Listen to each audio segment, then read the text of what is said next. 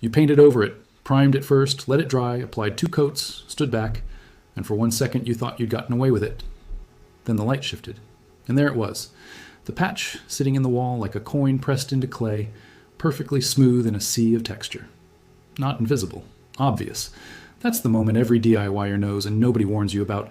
You can sand a patch to glass. It still shows. And it'll show through a 3 coats of paint if you don't understand why it's showing in the first place. Here's what painters figured out decades ago.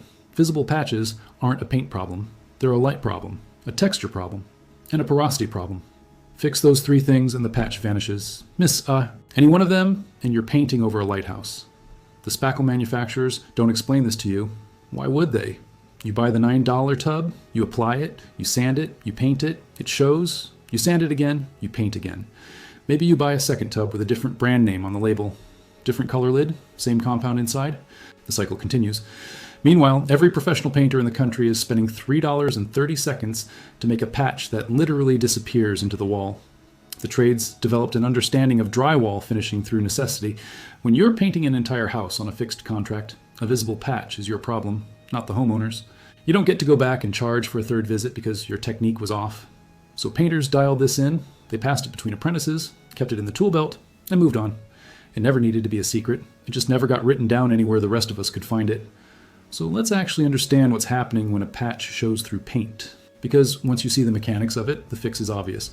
Drywall has a surface called a paper face, a thin, slightly textured layer bonded to the gypsum core. That paper is porous in a specific way. When you roll paint over an original undamaged wall, the paper absorbs the first coat at a consistent rate across the whole surface. The sheen, the texture, the reflectivity, all uniform. Your eye reads it as one continuous plane. When you cut into that paper, whether from a nail hole, screw anchor, a doorknob dent, or a full patch, you expose the gypsum underneath. Gypsum is dramatically more absorbent than paper face. It drinks primer like a sponge and paint like a dry cloth. Even after priming, the patch area pulls the top coat differently than the surrounding wall. The paint dries flatter, slightly duller with less surface tension. Under direct lighting, that difference is readable as a shape. Your eye didn't imagine it. The physics created it. That's problem 1, differential porosity. You sealed the surface, but you didn't equalize the absorbency. Problem 2 is texture. The original drywall has what finishers call a lay, a faint or random directionality in the surface from the factory or from the original paint application. Compound applied over that lay creates a microscopically different surface. Even when sanded perfectly flat by hand, the patch sits in a slightly different orientation than the surrounding wall.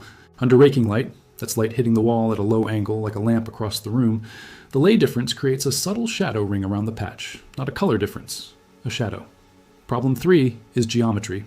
Compound shrinks as it dries. Even non-shrinking compounds shrink a little. You fill the hole, sand it, flush, prime it, and sometimes the compound is pulled inward just enough to create a micro-depression, imperceptible to the touch, completely visible to light at a low angle. So you need to solve 3 things simultaneously. Equalize the porosity, match the texture, and verify the flatness before any paint goes on.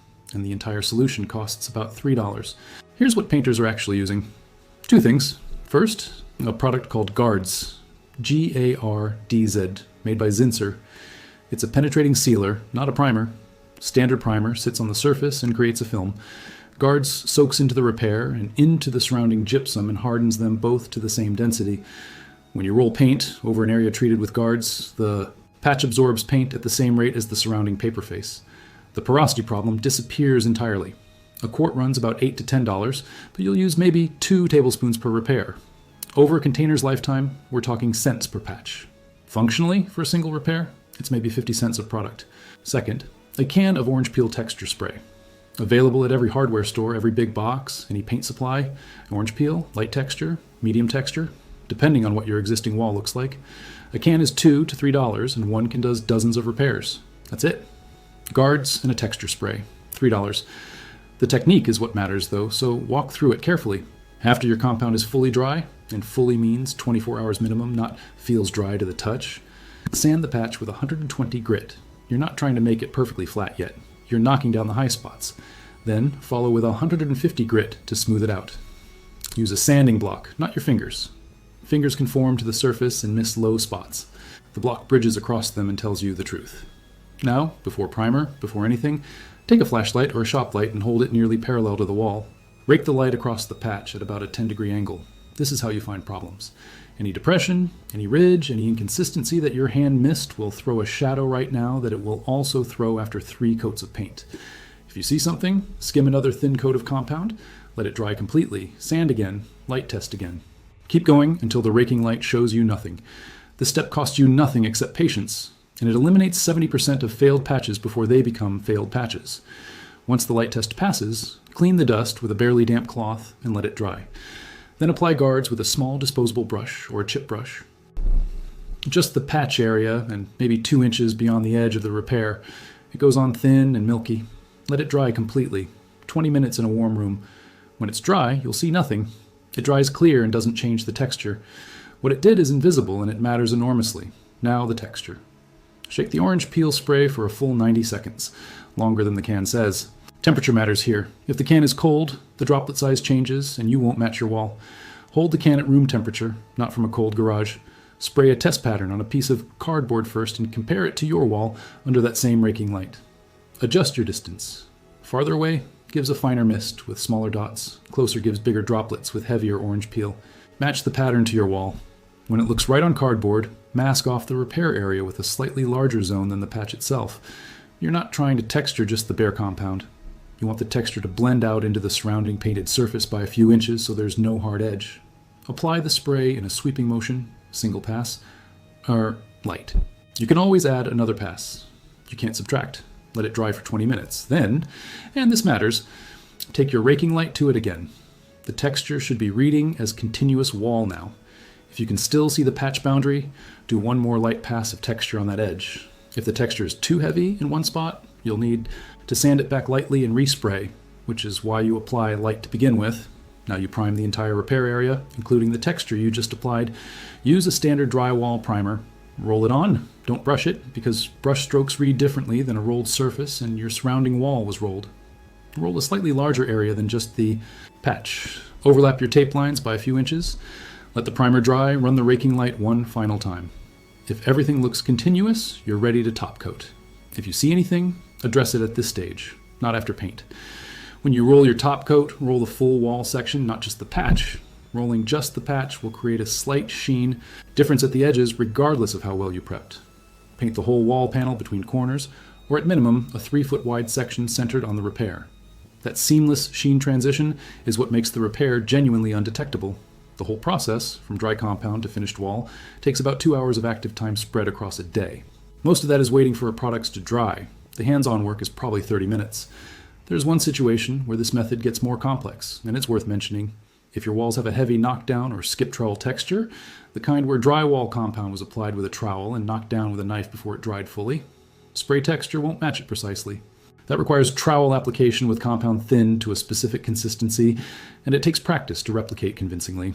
But orange peel, which is the texture in most homes built after 1990, sprays back in perfectly every time. One more thing that painters know and almost nobody else does: if you're patching in a room that hasn't been repainted, in more than about 8 years, the patch will show even with perfect technique. Not because of anything you did wrong, because the existing paint has yellowed and dulled with age, and fresh paint simply doesn't match it regardless of the color code. If you're doing a patch in an old room, plan to repaint the entire wall, or at minimum from corner to corner. That's not a product failure, that's how paint ages. The next time you see a painter move through a house and produce walls with no visible evidence of the 20 holes that were there that morning, this is what they're doing. Not some inherited talent, not years of secret knowledge passed down through union halls. $3 of product, a raking light at the right moments, and an understanding of why patches show up in the first place. The hardware stores are full of products positioned as the solution: the pink spackling compound that changes color when dry, the mesh patch kits with aluminum backing, the 2-part compounds that advertise zero shrinkage. Some of them are useful. None of them address the actual reason. Patches fail under paint, which is the porosity difference and the texture mismatch. Guards and a texture can address exactly those things and nothing else, which is why they work. Go get a can of each. Keep them in the shop. The next hole in the wall, whether it's from the doorknob that finally punched through or the TV mount you're moving, to a different wall, or the drywall anchor that pulled out, you'll handle it in a morning and nobody will ever know it was there. If this kind of trade knowledge is useful to you, the stuff that professionals use every day that never makes it onto the label or into the store display, there's more of it. Subscribe and you'll get it as I find it. And if you've already been using this method, or you've got a technique that works better for a specific situation, drop it in the comments. That's usually where the best information ends up anyway.